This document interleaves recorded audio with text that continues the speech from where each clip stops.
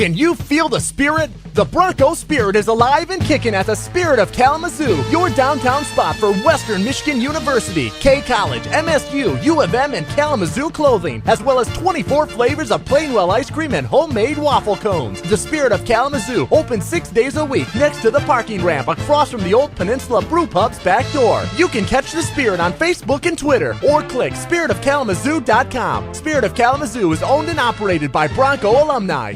Execution and opportunities. That's what it came down to. We got a football team right now that I couldn't be more proud of. Am I disappointed? You bet. But I could not be more proud of a group of guys. 1-9 football team. That's the effort they give. The effort. I know the execution wasn't there, but the effort. We got 7 walk-ons running down on our kickoff team that are smaller than me, and they made plays.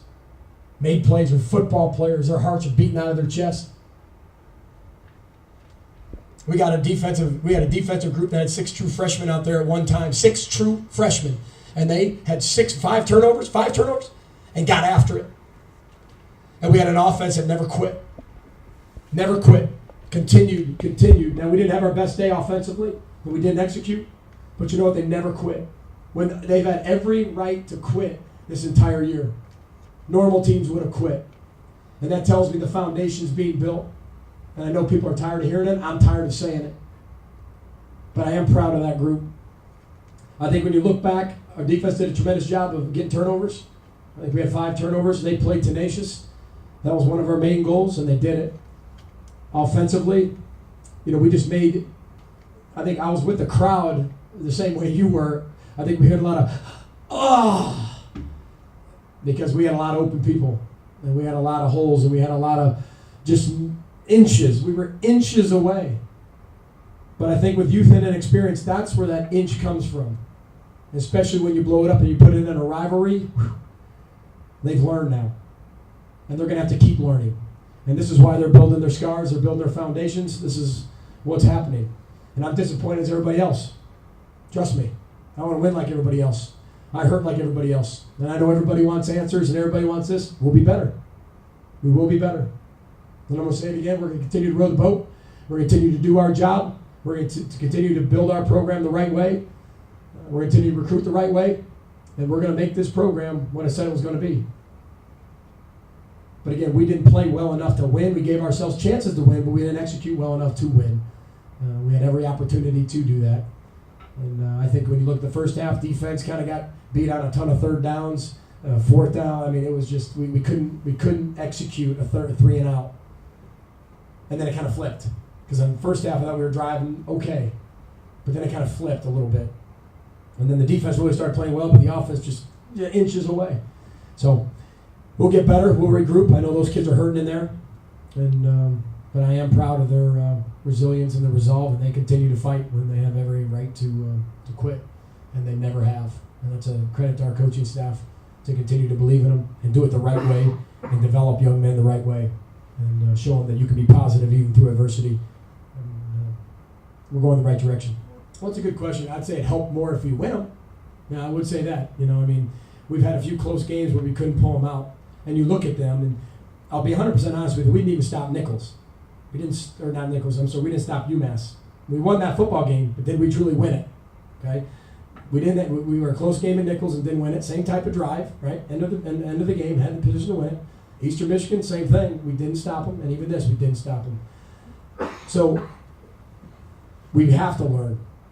And yes, I think it's easier to learn with adversity than it is success. It's much more fun when maybe if it was 2-2 or 1-3, and you had one, but you won the other 3. But I think this is the hardest way of learning, but I think it's the most effective way. And we don't like to lose. We refuse to lose. That's the tough thing. But I think there's a big difference between refusing to lose and wanting to win. And that was presented to us by Tim Hiller today. And it was amazing what he said. And it was like, wow, that's true. And he told our team that there's a major difference between you want to win, everybody wants to win. But who will refuse to lose games? But when you see that, it's usually the older groups, the older teams that understand that and get that and win games like that. But we put them in position to do it, and they did it on a big stage with a rival game. So I think this will help us, you bet. he was everything to our defense today. I mean, everything. And you knew it because before we came on the field, he's never said this to me, but he goes, just call my plays. Just call my number. I'm sitting like on defense, it's tough to call a number, right? You got to fit your gap. And they got me a little worried because I'm sitting there thinking at the beginning, like, don't start to do not your job now. Okay, let's do.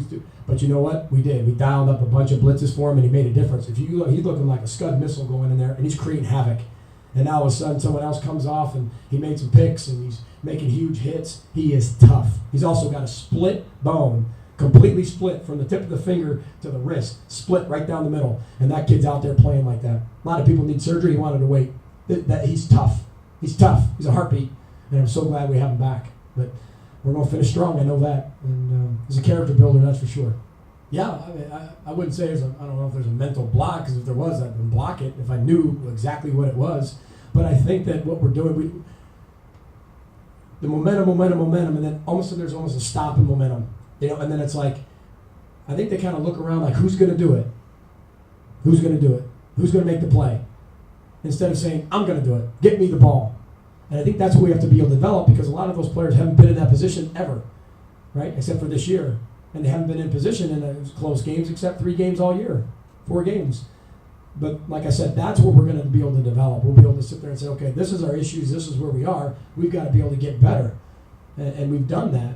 But again, the last 2 games, I mean, we've been very, very poor in the red zone. And the 2 games before that, I thought we were a lot better. We were scoring touchdowns, not field goals. Now, I'll say these last 2 games, we've kind of flipped a little bit.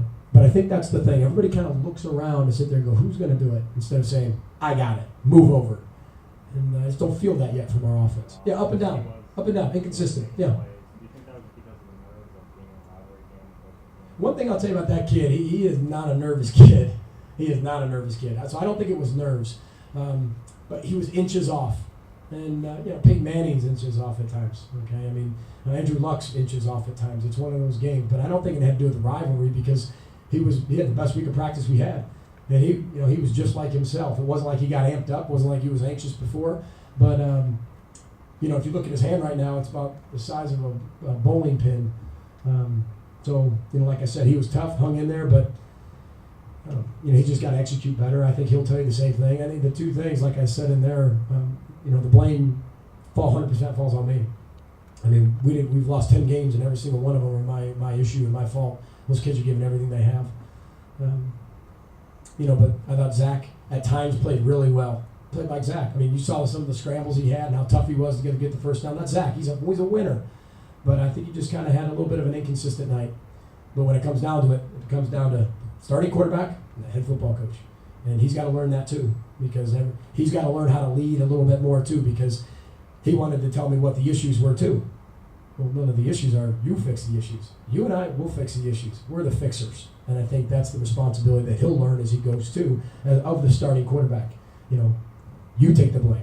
You get on it. Let's go. We'll do this together. Let's roll, right? Let's get everybody focused in. So I am proud of him, because he did do a lot of really neat things,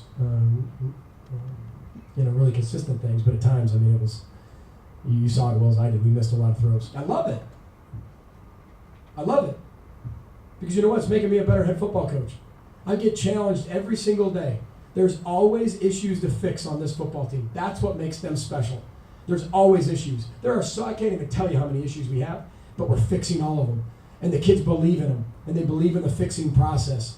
And I'm learning so much of how to be able to deal with so many issues and so many adverse situations, so many personalities, so many highs and lows, so many beliefs, non-beliefs, so many, whatever it is. I'm getting that my first year, and I'm blessed to be able to do that. Do I love the outcome of 1-10? No. But I think if we're 10-1, you don't get that. And then you take it for granted. Our staff's had to work, and our players have had to work and find and create and be creative and be able to understand our players more than I think if we were 10-1 right now. So I know it's not what everybody wants. I'm disappointed like everybody else. Western Michigan, Kalamazoo, and the surrounding areas don't deserve a 1-10 football team. It's inexcusable. It's 100% my fault. I take the blame. As the guy said as I came in, justify your salary. You bet. I'm with you, buddy. And we will get this thing fixed. So I'm proud to be the football coach here. We're going to keep rowing the boat. What else we got? I really wasn't worried about the competing between him and his brother. I think he was just worried about being the best player he could be. And I think Titus is a heck of a football player. He made a ton of plays for him today. I think when you look at our side, I think Corey put himself in position to make a lot of plays. But again, we're that close from making that play. Whether it was behind or whether it was high or whether it was overthrown, that close. And I think if you see that, you see it different from your perspective of what you wanted was the show back and forth, back and forth. I think you see a little bit more of that if we're that much more accurate or with that much more time in protection. I think you see a little bit more of that. So, but again, you look at the numbers. I mean, Titus had a heck of a football game, and when this number was called, both the quarterback and him made the play. Well, he's so hard to bring down because he's so darn little. He's so darn quick, and he's played this year. I will say this. From the year I've got to know him, he's played stronger and bigger than he really is. And I think even at the beginning of the year, you saw him get a shoestring tackle and he'd bring him down. Somebody go, and he'd fall down. He's breaking tackles now, staying on his feet. Coach Huff's doing a tremendous job of drills to be able to continue to extend the play, extend the run. He's even introduced a little bit more power to his game in terms of lowering the shoulder, which he never really has. So he's getting better and better and better. And he's a senior. And I know that he wanted to win this football game a ton. I think that's why he came out in the second half and said he is one guy that I thought today when you kind of stepped back and looked at it said, I refuse to lose. But I don't know if everybody thought that way. No, because I believe in this community. I'll be 100% honest with you. That might sound corny to a lot of you, but I do. I know what this program can be, and I know what this community can be. And I know people are tired of hearing that without a result. But we're here to build a foundation. I was hired to change a culture and build a football program. Again, I'll repeat it, not to build a season. And when you throw in the adversity that we have, we've overcome it in a lot of areas. A lot of areas in the growth department, but not maybe the wins. Those will come. But I knew there'd be a big crowd here. Because I go running at lunch. And I go running almost every day. And I go through campus. And I get things said to me, some positive, some negative, but I acknowledge them all and give them all a chance to talk to the head football coach because everyone deserves to. And I felt the energy, even at 1-9. But that just shows everyone. At 1-9, 22,000 people can show up to a football game. Imagine if we're 10-1. What's going to happen to this program? It's going to be unbelievable. And I know everybody wants the result. We will get the results. But that's what I'm talking about when I say I believe in the community. And maybe 21,000 of them showed up just so they could say stuff to me. That's okay. You came. And we will get there. We will get there. Thank you. You bet. Roll the boat.